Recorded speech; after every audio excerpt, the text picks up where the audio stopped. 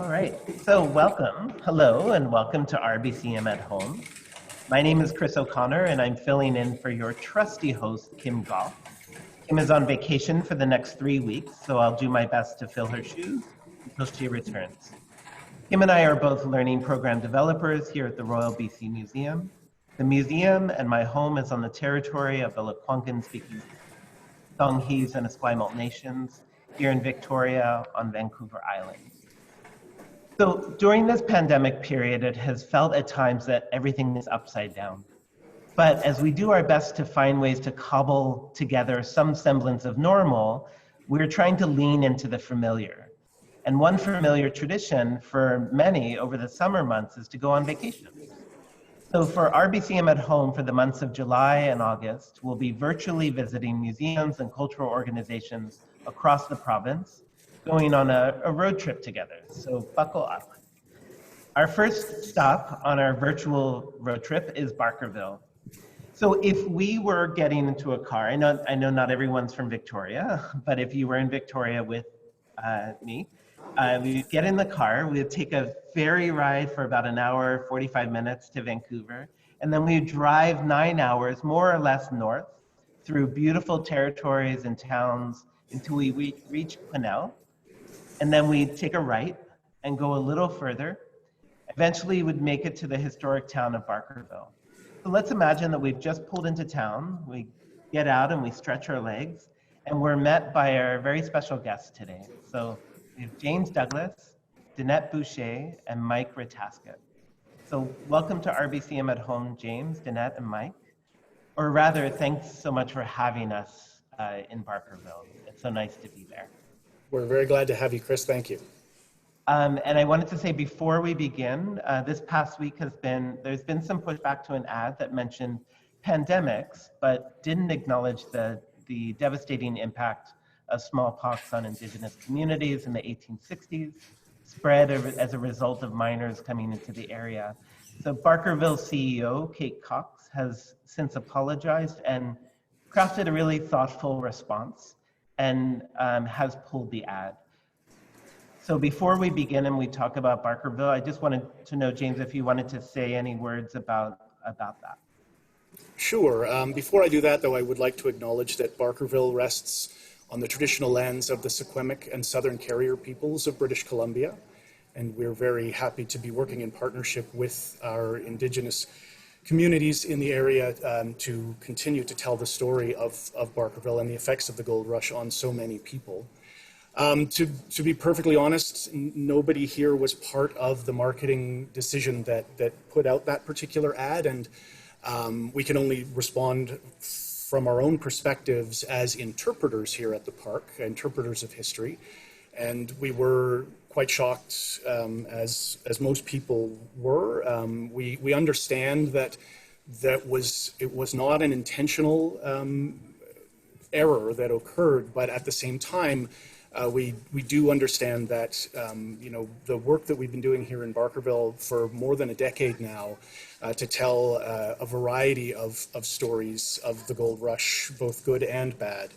And the work that we've been doing specifically with our Indigenous partners here in the Caribou is very important. And so we saw immediately the potential ramifications of that messaging, and we're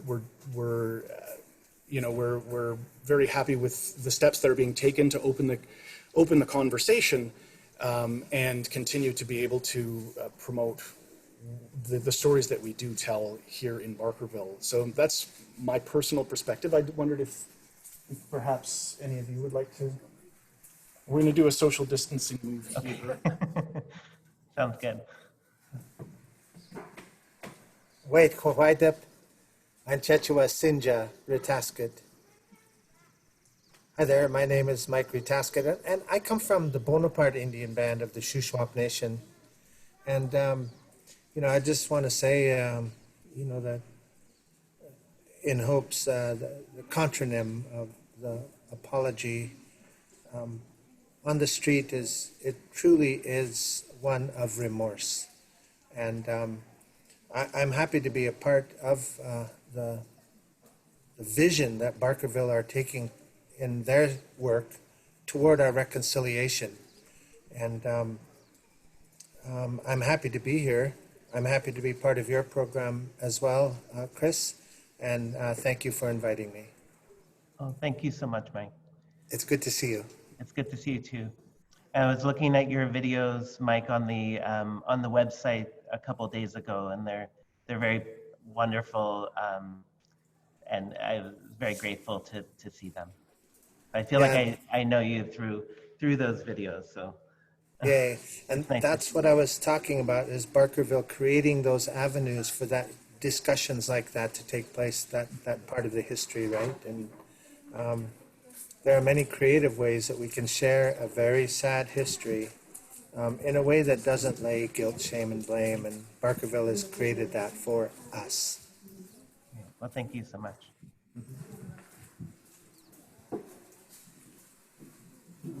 So, Danette, if there are any visitors out there, either in the Zoom room or Facebook Live, that have never been to Barkerville, how can you give us a little sort of introduction to where we are in the significance of this space? Where we are in, sorry, can you say the last part again? Oh, just can you give us a little introduction to Barkerville? So Barkerville is it's not a reconstructed gold rush town, it's a restored gold rush town. So out of, I think, 140 buildings, 107 are original gold rush buildings, and a lot of sort of odd things happen to make Barkerville this town that survives. Barkerville is one of 4 towns that are built along Williams Creek during the Caribou Gold Rush. There's Marysville, Richfield, Cameronton, and Barkerville. But Barkerville happens to be the town that survives for myriad reasons, but one of them being that we have a great big fire in 1868, which burns down the town, which means that it's rebuilt in a more fire-safe way by the people in 1869 who rebuild the town. And also, there is a second gold rush in the 1930s over the mountain in a place called Wells, and Barkerville becomes a supply town for that. So in 1958, it is sort of recognized that a great historical event happened here, a big historical event happened here, and it could be restored as a museum. So Barkerville has actually been an operating museum since 1958. And it's, if Chris, maybe could you just pan around? Do you think you can pan the street? So I'll get Chris to sort of come off of me and show you. Not me, Chris, another. It is an entire town here that that you can come and visit. I mean, it's not looking incredibly inviting weather-wise right now. Well, there's Mrs. Hodgkinson walking by on the street. Beautiful. But normally during our summer months, we have our streets are very lively with visitors and also with all of our different programming. We have several different contracts, and one of the things that we are is a living history site. So we have actors in character. I'm not in character right now, but when I'm playing Miss Florence Wilson, who is one of the more prominent business women to come to this gold rush. But because of the situation we're in, we're making do this year and shifting our programming, just like everyone, I think, in the museum field is, to accommodate visitors in a safe way. I was mentioning the videos of that Mike's a part of, and also I was watching the virtual tour of the town that you give as Florence Wilson, Miss Florence Wilson.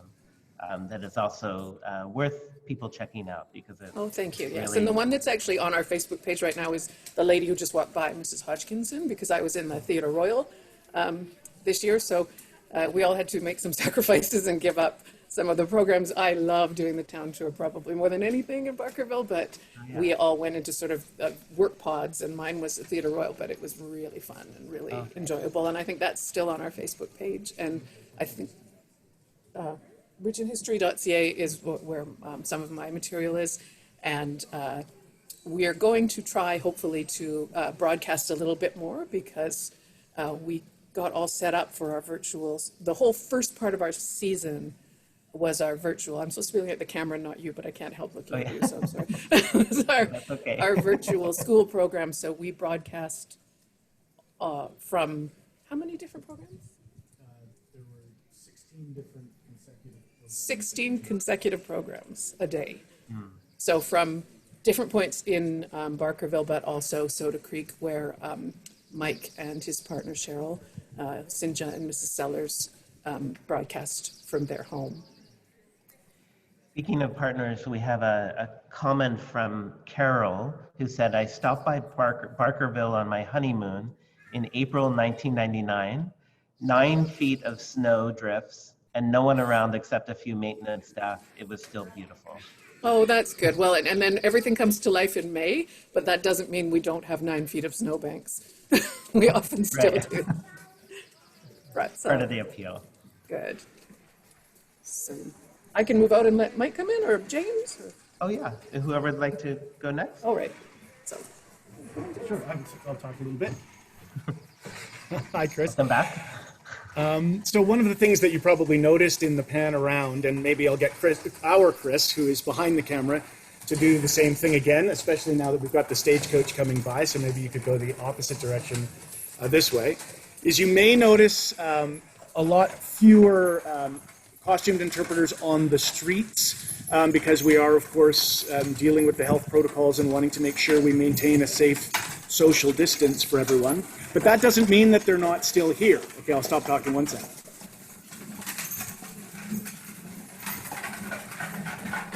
Actually, then if you could come around the other way and go back down that way. What we've decided to do this year in order to maintain proper social distancing is, rather than have large-scale public presentations on the streets of Barkerville, people are actually inside of buildings and displays that can be cordoned off so that people can stop, talk to an interpreter for 5 or 10 minutes, and then move on to the next station. One of those brand new stations that we have here in Barkerville, you may have seen, and you will see again as Chris pans back to me, is a teepee there beside the Kelly Annex. And I wanted to invite Mike to talk a little bit about the significance of that, and sort of how he's been experiencing this first part of our 7-day-a-week schedule. If you would like.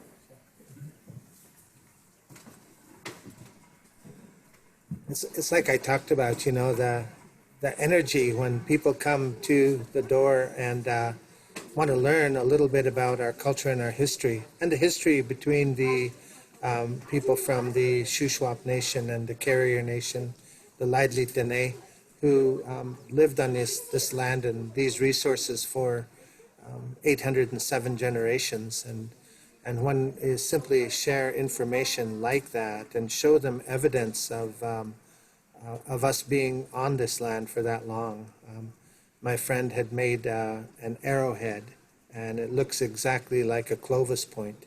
So it's made in this day and age, but I share that with them, and you know, prior to COVID, I was able to hand them hand drums or engage them like that, and now we have to modify it a little bit and change it around a little bit because of the protocols. But there's so much interest from the people to learn a little bit about a history that is been here, and it's a living history as well. You know, my great grandfather James Retaskett, he worked hard in trying to settle an outstanding land question, and he worked his life on that, and he was unable to deliver on that, and so he passed that down. And then in my time, I've worked on that as well to try to resolve the land question, and was unable to do that, and then so now I have to pass that down. It's not going to go away. The land question is like a ghost, and every once in a while the ghost raises its head. You know, we see that in decisions that are being made about the land and the resources, and there's no question in my mind that we still claim, you know, ownership and responsibility to look after the land and the environment like that. And to be able to share that here, for me, is very, very healing. You know, it takes away a lot of unnecessary anger that I've carried for a very long time. And it's such a good feeling, and it's empowering to me to be able to share in a way that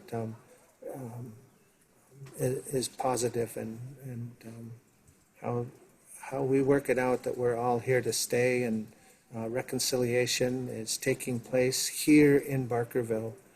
It's so great, and it's so powerful to me to be able to. And it's not that I have any powers or anything like that, but it's empowering to be able to share stories like that with guests from around. And Basically, I imagine empowering to listen and learn as well for them too, and to learn from you, and also like the generational, like you're talking about the generational struggle, like continuing on and pushing it forward. So thank you for that, the work that you're doing. all right. Anything else? Do you have a question? Just wondering if there's, so we have a couple questions. There's one question from Facebook that says, my great, she says, they say, my great something grandfather, maybe great great grandfather, is John Bowron. And my family and I try to visit Barkerville every couple of years to see his house in town. I love staying at the bed and breakfast in the bakery which has the best sourdough bread. So I agree. A lot of people bring up sourdough bread as one of the reasons they come here. We have a very good bakery here. yeah, it was something that I didn't expect when I visited. I knew that there would be costume interpreters, but I didn't realize there would be actual places you could go in and eat, and then also doing things while you're in the town. So can maybe if someone can just speak to what would the experience be like if we were walking down the street and we went into some of the buildings, what might the experience be? So, What would we see? So with this season, of course, with the protocols, the experience is that you're walking up to a socially. Could you swing around and show? Because Mr. Park is actually. So there's actually an interpreter right now who's playing Joseph Park, who's a really important lawyer, a barrister. And I don't know if you can see his hands coming out, and he's talking to people in a socially distanced manner there. Right. So normally, Joseph Park was the barrister who was responsible for taking the Goldfields Act, which is quite a very legal document that governed this gold rush in terms of the settler population. And he put it in because people were coming from all over the world to participate in the gold rushes. Your gold rush exhibit that you had at the BC Museum a few years ago, I can't remember the exact year, the message that I really got from that was how well you communicated that the gold rushes are really the first time in history that people are coming from all over the world voluntarily and coming together in different places. It's the beginning of the idea of world travel. And so people didn't really understand this legal document, and Joseph Park rewrites it into sort of layman's terms so people can understand it.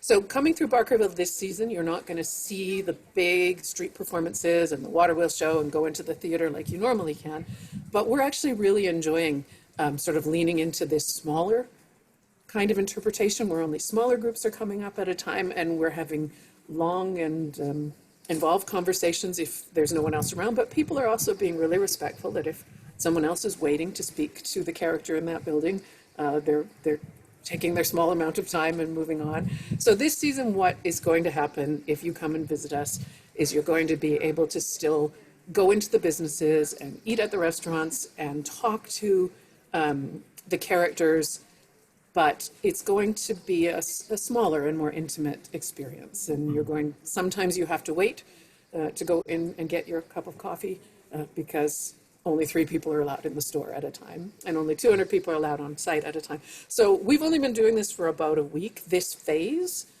Before that, we were completely in broadcast mode. And most of us are finding that it's really helping us reappreciate what it means to just talk to people and have conversations. And and learn about where they're from and talk about the building we're in. We're feeling the loss of the things that we can't do, but we're also feeling the advantage of the things that are really being focused on by changing the approach this year. Yeah, I really appreciate you saying that you're leaning into the smaller and more intimate connections. I know when I'm in a big group during interpretation, sometimes I feel nervous about asking questions or putting my thoughts forward. So I could imagine the advantage of being in a small group and really giving people the opportunity to ask questions and follow their curiosity.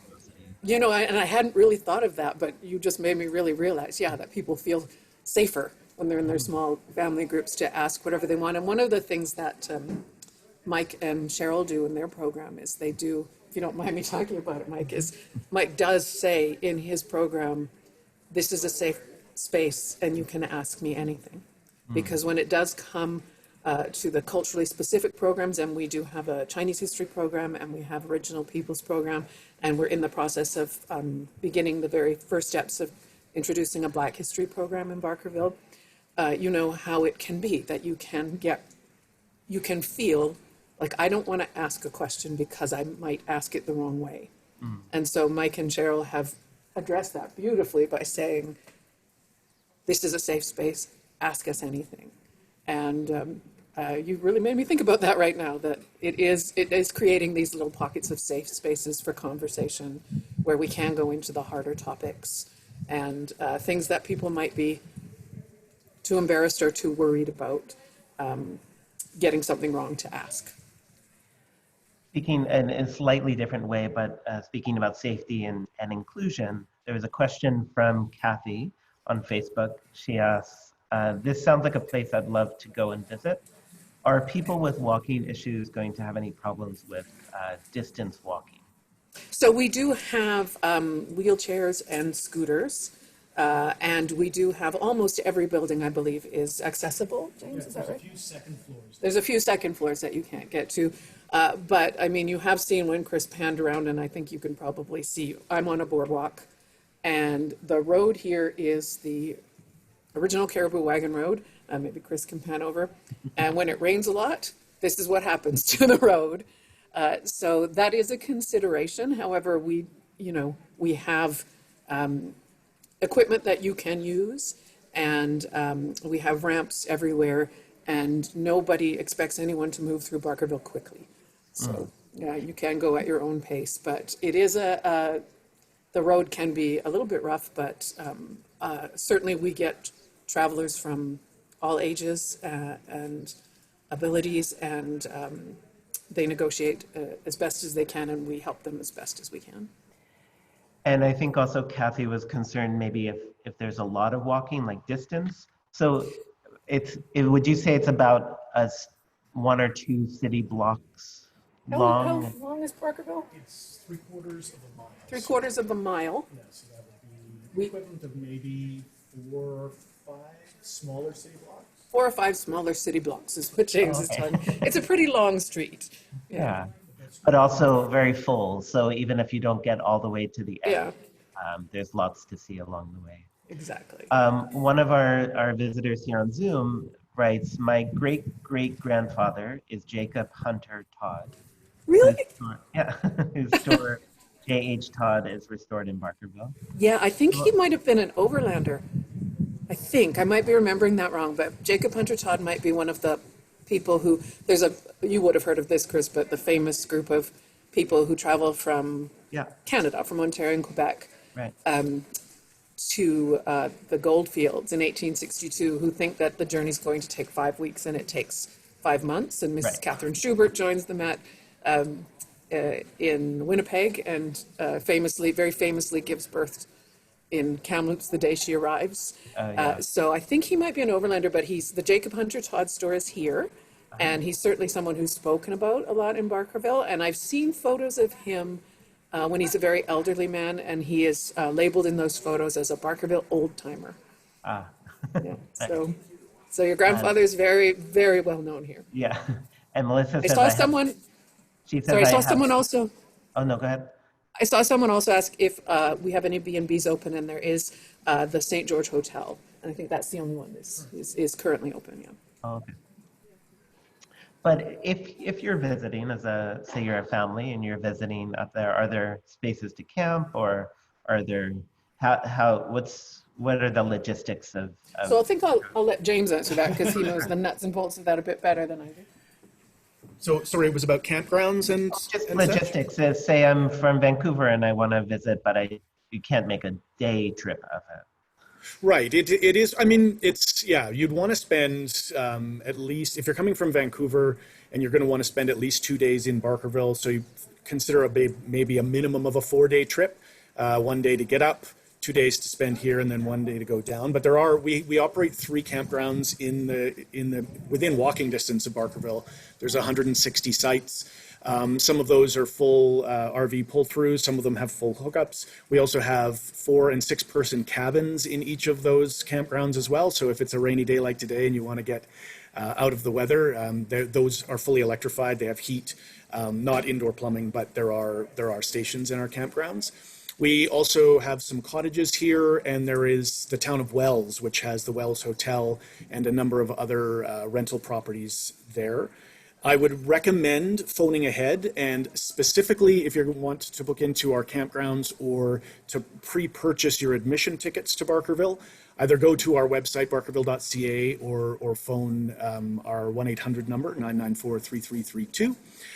Because you'll want to book in advance. Because of the 200-person limit that we have here per day, we need to keep careful track of who is on site at any one time. It's not that we don't allow walk-ups if our numbers allow that. It's just that we can't guarantee it. So if you are going to come from Vancouver or Victoria, I would just highly recommend giving us a call or shooting us an email, just letting us know when you're going to come, and we can make sure that everything's here and ready for you when you arrive. Mm-hmm. Okay. And my colleague just said she stayed in one of the cabins last summer and went to Barkerville, and she said the cabins were great. Lori from Facebook says, how hard is it to keep in character for such a long stretch of time? Do you often forget who you are? Mike, would you like to talk to this one?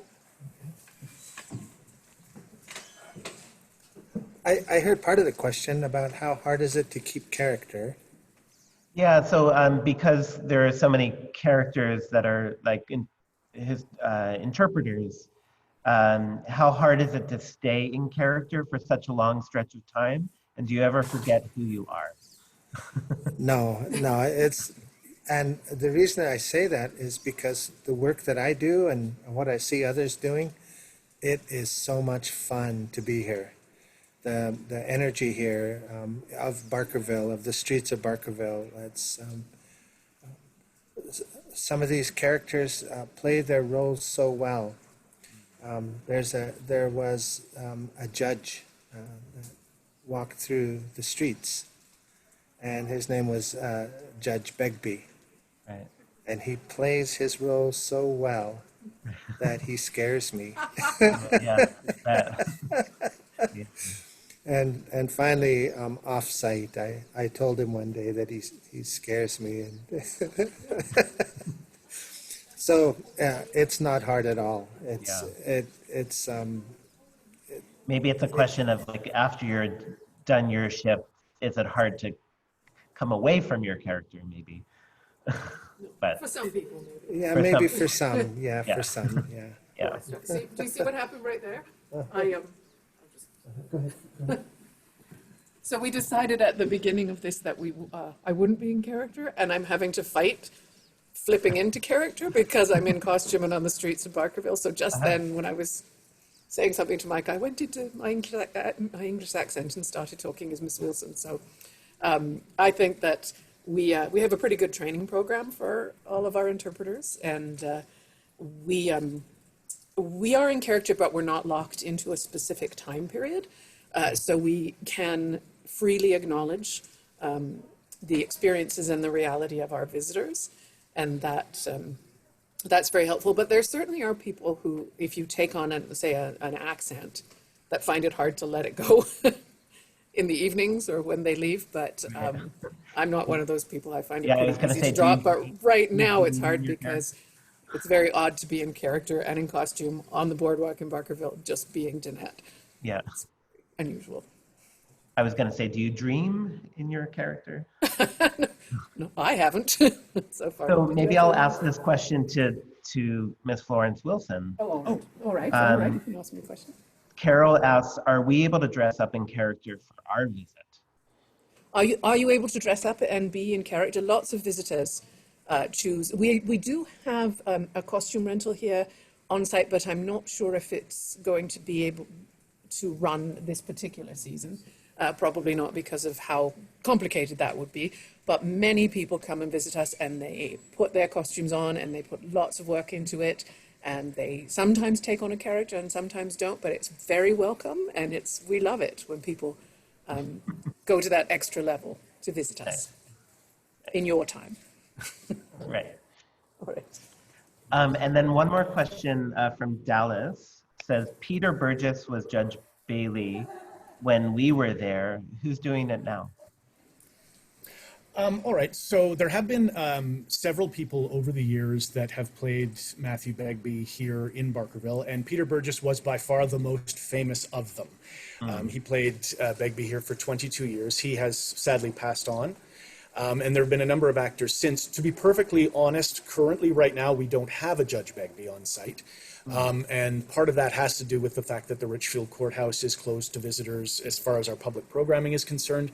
But it's also because we have made a concerted effort to focus a little bit more on the colonial judges that were here more often than Begbie. Begbie is obviously a very controversial and significant figure in the gold rush, and we're not shying away from telling both sides of the controversies of his life. But the fact of the matter is that he was only really ever here for a few days a year for a short period of time, where there were other constables and gold commissioners who actually lived their lives here in Barkerville, and we've felt over the last decade that it was really beneficial not only to us but to our visitors for us to focus a little bit more on their lives while still allowing them to talk about the legacy, both good and bad, of Judge Begbie in the area. So currently, right now, this day in Barkerville, we don't have someone portraying Judge Begbie.